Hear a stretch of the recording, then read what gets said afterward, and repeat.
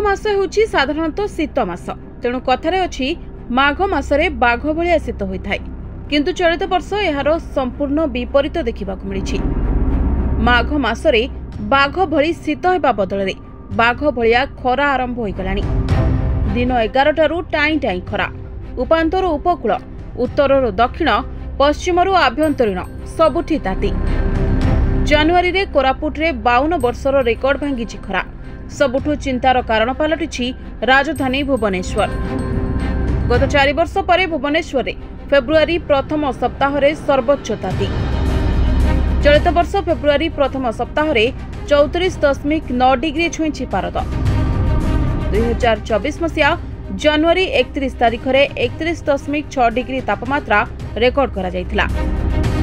सेहिपरि 2023 मसिया February 1 रे 32.3 degree और 2022 मसिया February 2 तारिख रे 31.2 डिग्री तापमात्रा रेकर्ड करा जायतिला।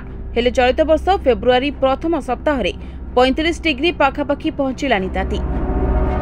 गत 2024 एप्रिल मासरे राजधानी रे सर्वाधिक 40 डिग्री उपरे रहितला पारद जहाँकि 78 वर्षर रेकर्ड भांगिथिला। हेले चलित वर्ष फेब्रुआरी रु एभली ताती लोकंकु चिंतारे पकाइछि।